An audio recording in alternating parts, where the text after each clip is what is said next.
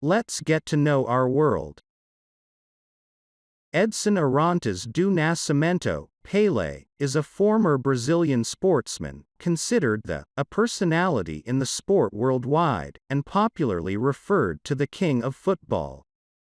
He was born in the city of Três Coracoes, on the 23rd of October 1940, in Minas Gerais, the son of João Ramos, also known as Dondinho, former footballer, Nascimento do and Celeste Arantes do Nascimento.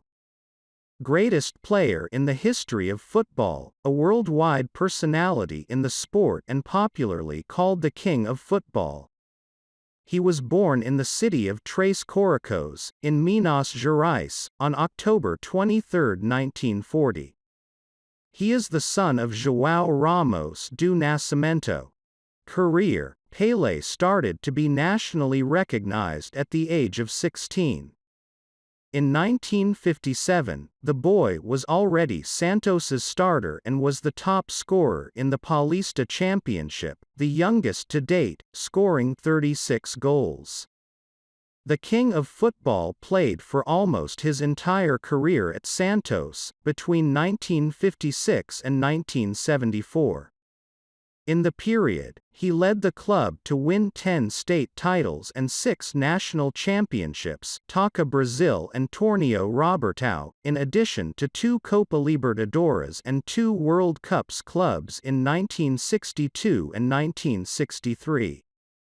At Libertadores, at the time still known as the Champions Cup of America, Santos, with one of the best teams of all time, known as Ballet Branco and led by Pelé, attracted international attention to the tournament.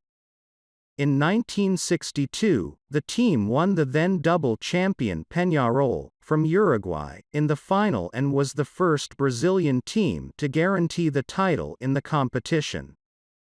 In 1963, Pelé had the support of Coutinho to win the tournament again, but this time, over Boca Juniors, from Argentina. Also in Santos, in 1969, Pelé scored his 1,000th goal. The feat occurred in a match against Vasco, in Maracana, and was carried out in a penalty kick. Pelé said goodbye to Santos on October 2, 1974. At Vila Belmiro Stadium, the Santos team faced Ponte Preta.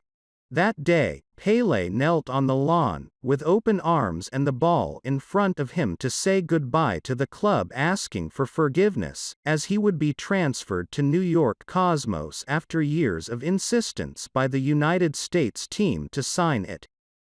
For Santos, Pelé played 16 games and scored 1,091 goals. Brazilian team: 10 months after the signing of Pelé by Santos, the boy was summoned by the Brazilian team for the first time to compete in the Copa Roca, current Super Classic of the Americas. The competition was a friendly tournament between the Brazilian team and the Argentine team. Both matches were held in Brazil. The first marked Pelé's debut with the Brazilian shirt and was held at Maracana. Argentina won 2-1, and the Brazilian goal was scored by Pelé. In the return match, at Pacaembu Stadium, Brazil won 2-0, with a goal by Pelé and another by Mazzola. It was Pelé's first title for the Brazilian team. Pelé is, until today, the youngest player to win a soccer World Cup. At just 17 years and 8 months, Pelé was world champion in 1958, in Sweden. The boy then scored 6 goals in his first World Cup and was Brazil's top scorer. In this edition, Pelé was called by the French as King of Football. Pelé's first goal at a World Cup was against Wales in the quarter-finals of the 1958 World Cup. The feat gives Pelé the record for the youngest player to score a goal at a World Cup. In the Swedish Cup, Brazilian managers forgot to send the player numbers to FIFA, and the entity needed to define it. Pelé was a reserve and received shirt 10, a number that was immortalized on his back. Because of Pelé, the most skilled players started to wear shirt 10. Golden Age, the 1958 World Cup in Sweden started the so-called Golden Age of the Brazilian team. From 1958 to 1970, there were 3 titles in 4 cups. In 1962, at the Chile World Cup, Pelé scored an anthological goal in the first game, against Mexico, but suffered a bruise in the second game and was left out of the rest of the tournament. Luck of Brazil that also had other stars, like Nilton Santos, Didi, Zagallo, Vava and Garrincha, that guaranteed the second championship. In 1970, during the military dictatorship, the Mexico Cup served to alleviate the hostile climate that the country was experiencing. In addition to Pelé, the 1970 team had other big names in football, such as Jairzinho, Rivellino, Carlos Alberto, Clodoaldo, Tostão, Gerson and Felix. Many consider this selection the best ever. Pelé scored 4 goals in the Mexico Cup, including the first in the final against Italy. Brazil won 4-1 and won the third championship. That top scorer was Jairzinho, with 7 goals. Acting for the national team, Pelé also became the only player in history to be 3 times world champion, 1958, 1962 and 1970. He scored Brasilia Formsila 95 goal adi ve hala erkek takımının en golsu oyuncusu. Pelé Brasilia Milli Takimi Isin Sun Massini Temas 1971, de Maracanada Yugoslavia Karsi Oynadi G Hazırlık Masinda Oynadi. 95 goals with the shirt of Brazil and is still the top scorer of the men's team. Pelé played his last game for the Brazilian national team in July 1971, at Maracana, in a friendly against Yugoslavia. New York Cosmos, after 18 years playing for Santos and for the Brazilian national team, Pelé signed a contract with the New York Cosmos team, from the United States, to play the 1975 season. Team other than Santos.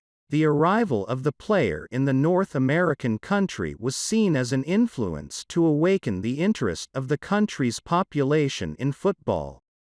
Years later, in a publication made on his social networks, Pelé told how he was convinced to accept Cosmos's invitation.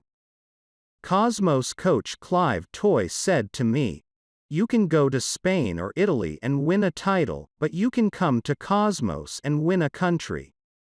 What a great experience that was! Reported the king of football. The start in the United States was complicated for Pelé, as the team was still a little weak and the country did not have the tradition of football. In 1976, players Beckenbauer, German, and Canaglia, Italian, arrived to reinforce Cosmos, helping Pelé to be elected the most valuable player (MVP) in the league. In 1977, Carlos Alberto Torres also joined the team.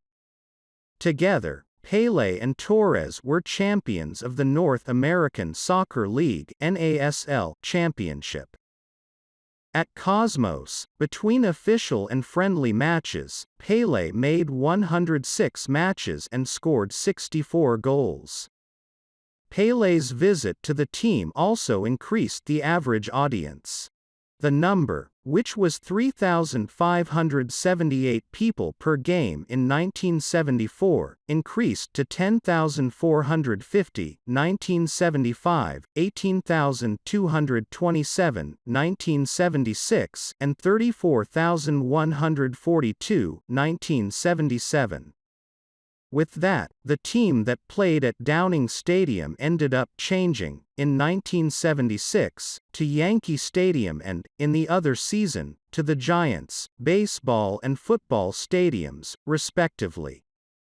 Pele's passage had the effect that the Americans sought. The U.S. team returned to the World Cup in 1990, breaking a 40-year fast, and the country hosted the World Cup in 1994. Pele said goodbye to the Lawns in 1977 in a game of Cosmos against Santos, in the United States. The match was attended by artists, politicians and world figures. The King played in the first half of the match with the shirt of Cosmos and the second half with the shirt of Santos. According to the Guinness Book, Pele scored 1281 goals in his career, being the greatest scorer in the history of football.